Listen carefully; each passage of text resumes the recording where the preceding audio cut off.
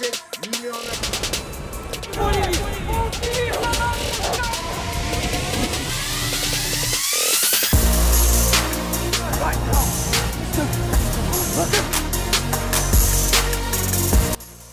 Halo, halo, halo. Assalamualaikum warahmatullahi wabarakatuh. Kembali lagi bersama saya Embun Wangi, si pedagang parfum yang hobinya nonton film. Apa kabar kalian semua? Semoga kalian yang nonton video ini selalu dalam kondisi baik, tanpa kurang apapun. Tidak seperti Mimin yang bikin video ini mau merokok koreknya hilang, mau bikin kopi gulanya dirubung semut. Nasib, nasib. Di video kali ini, Mimin kembali akan mengangkat satu alur cerita film yang sudah berulang-ulang Mimin tonton. Sampai-sampai Mimin harus nangkring di teras rumah tetangga biar dapat wifi gratis. Yaitu sebuah alur cerita film inspiratif yang bergenre drama survival. Diambil dari kisah nyata, film ini menceritakan perjalanan yang sangat ekstrim dan jauh oleh sekelompok para tahanan di masa Perang Dunia Kedua. Sejauh 4.000 mil dari Siberia yang ganas melewati Mongolia, Tibet, Gurun Gobi, Cina hingga ke India untuk lari dari kerja paksa dan pemenjaraan rejimnya Stalin. Penasaran dengan alur ceritanya? Ini dia The Way Back.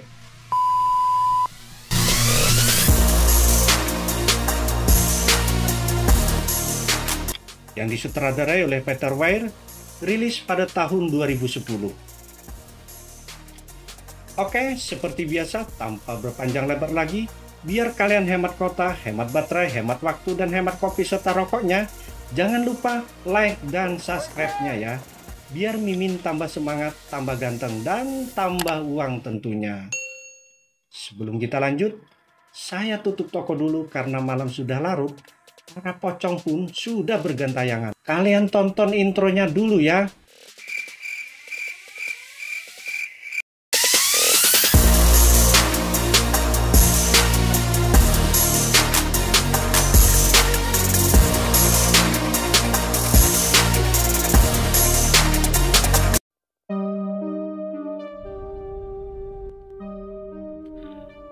Film ini dimulai dengan berlatar Perang Dunia Kedua.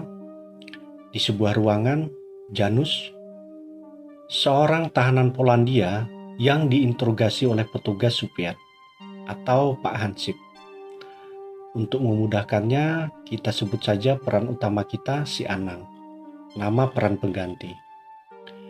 Ia menolak untuk mengakui kesalahannya. Istrinya kita sebut saja si Diang Lanjung, akhirnya dibawa ke ruangan dan dipaksa untuk membuat pernyataan. Dengan menangis, dia menyatakan kalau suaminya telah menjadi mata-mata untuk kekuatan asing. Si Anang pun kemudian dijatuhi hukuman 20 tahun penjara dan dikirim ke kamp penjara yang bernama Gulag, atau dalam bahasa Alabiunya Kalua. Cerita pun berpindah ke penjara Gulag. Sebagai gambaran untuk pemirsa, ternyata di dalam penjara di sana tidaklah senyaman di hotel bintang 5. Ya iyalah Min, kalau hotel mah bukan penjara, ada-ada aja si Mimin. Para tahanan diperlakukan sewena-wena oleh para hansip alias para tentara. Mereka disuruh kerja paksa dengan kondisi cuaca ekstrim bersalju. Dan tidak segan-segan akan menembak para tahanan. Si Anang merasa sudah tidak tahan menjadi tahanan di sana.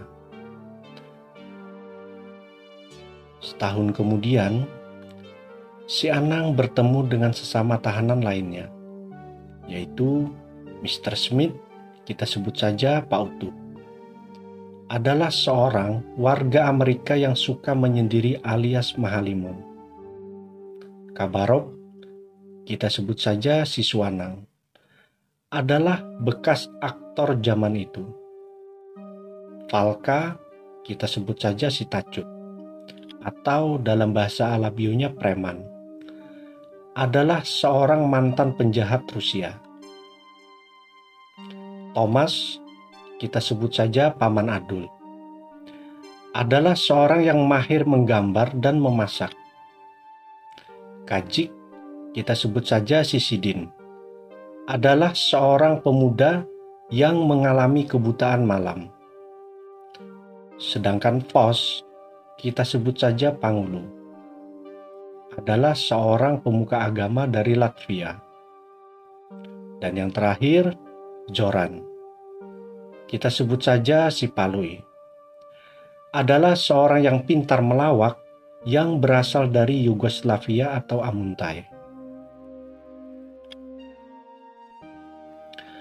Suatu hari, si Suanang berbincang-bincang dengan si Anang. Suanang mengatakan ia memiliki rencana untuk melahirkan diri dari Kam dan melewati arah menuju perbatasan Mongol, melewati Danau Baikal atau Danau Panggang. Si Anang pun semangat dan ingin ikut melakukannya. Ia mengajak Pak Utuh atau Mr. Smith untuk ikut serta. Namun, Pak Utuh mengatakan kalau itu mustahil dilakukan. Perkara melarikan diri sangatlah mudah, tapi medan yang akan mereka lewati sangatlah ekstrim. Mereka harus melewati hutan bersalju tebal dan padang gurun yang luas dan ganas. Pasti banyak rintangan yang akan dihadapi. Belum lagi kejaran oleh para hansip alias tentara. Namun, karena si Anang ini sudah bertekad bulat, ia tetap akan pergi dari sana bersama Suanang.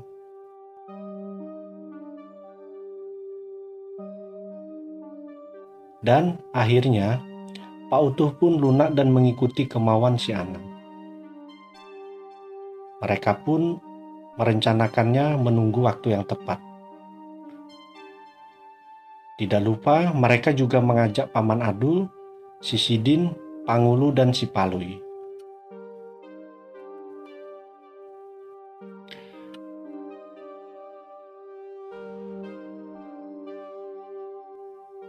Suatu ketika, si Tacut yang pemberani ini mendengar rencana tersebut.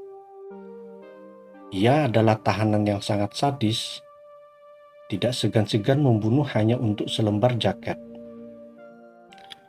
Ia mengancam si Anang untuk berterus terang dan mengajaknya ikut serta. Sambil menunggu waktu yang tepat untuk pelarian, mereka mengumpulkan bahan makanan dengan cara barter antar sesama tahanan.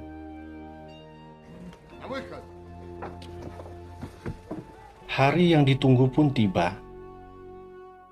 Saat itu sedang turun badai salju. Si Anang memutuskan untuk mengambil kesempatan itu dalam pelarian mereka. Sempat terjadi perdebatan dengan Suanang karena badai salju tersebut bisa mencelakakan mereka semua. Suanang pun tidak mengikuti mereka. Si Anang berpendapat saat itulah waktu yang tepat karena badai salju itu akan membantu mereka dalam pelarian. Jejak mereka akan cepat tertutupi oleh salju yang tebal. Run.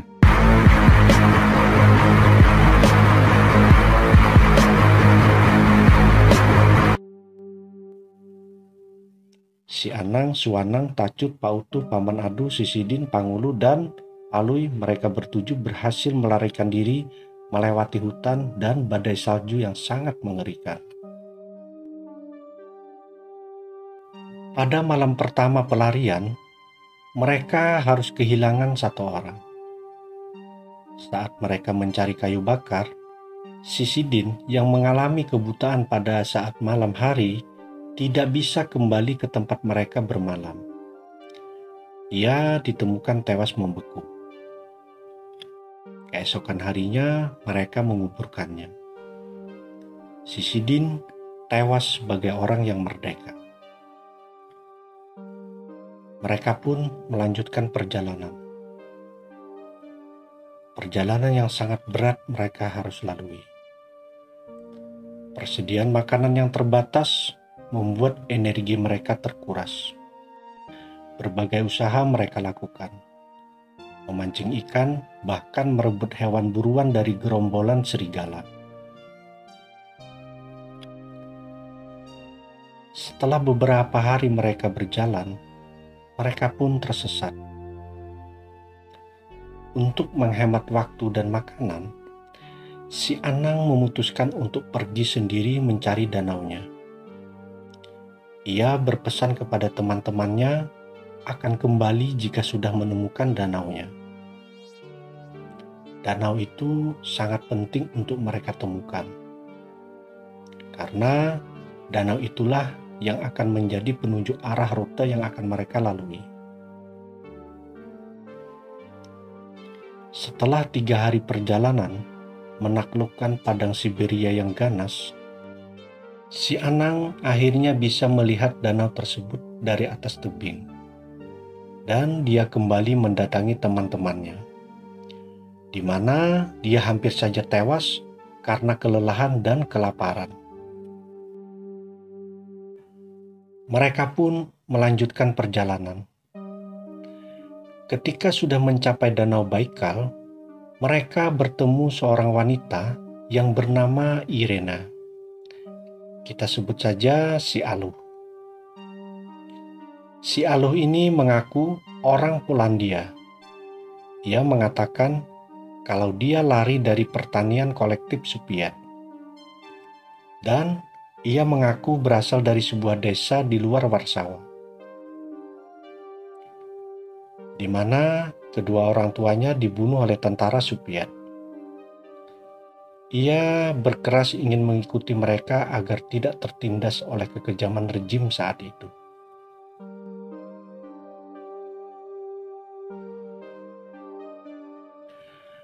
Akhirnya mereka sampai di perbatasan Mongolia dan Rusia.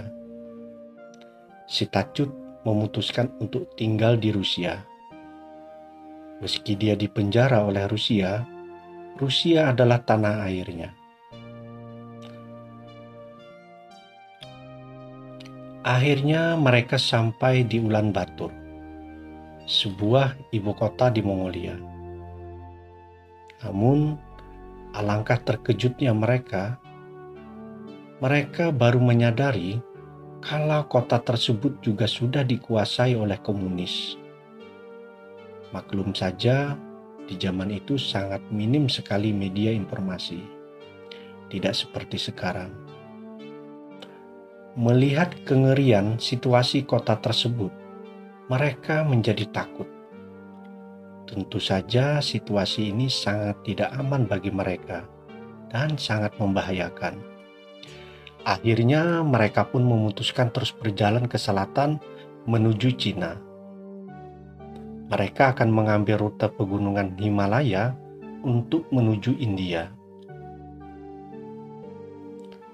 Saat mereka melewati padang gurun, mereka kehabisan persediaan minum. Beruntungnya, mereka masih menemukan sebuah sumur dan segera mengisi perbekalan air minum mereka. Mereka pun melanjutkan perjalanan.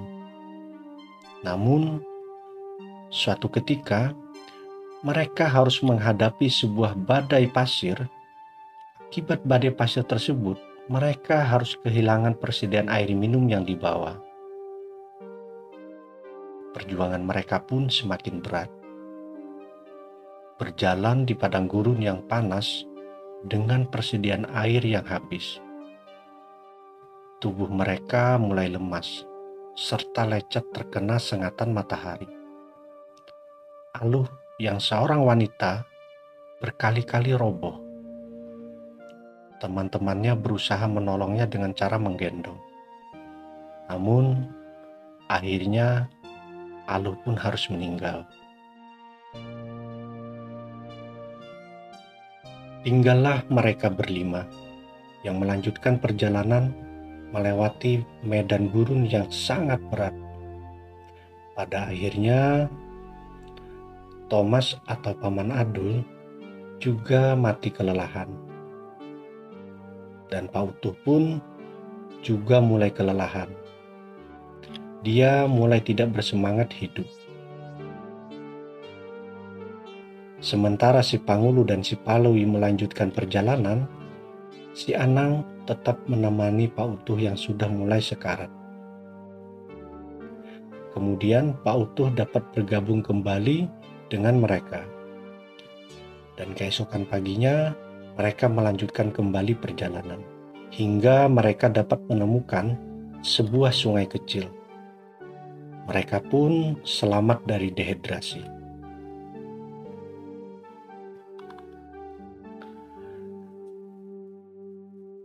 Akhirnya mereka sampai di lereng-lereng pegunungan Himalaya. Mereka ditemukan oleh warga suku penghuni di sana, lalu diantar ke sebuah biara. Mereka diberitahu oleh seorang biku bahwa kondisi cuaca sekarang tidak memungkinkan bagi mereka untuk melanjutkan perjalanan.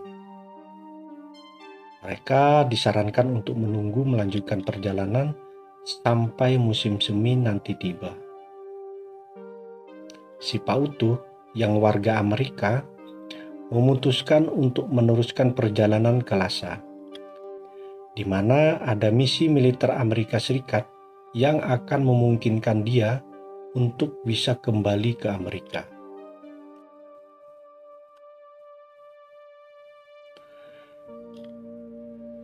Sedangkan si Anang dan teman-temannya melanjutkan perjalanan mereka. Meskipun dengan kondisi medan yang sulit, serta badai salju yang bisa datang kapan saja tanpa mereka duga. Akhirnya, mereka pun sampai di perbatasan Nepal. Mereka disambut hangat oleh penduduk setempat. Dan film pun usai. Oke, sahabat wangi, itu tadi alur cerita film The Way Back, perjalanan yang sungguh teramat berat. Keyakinan adalah sumber kekuatan mereka. Jika Anda suka dengan video ini, silakan like, komen, dan share video ini. Berjumpa lagi dengan video saya selanjutnya. Wassalamualaikum warahmatullahi wabarakatuh. Salam wangi.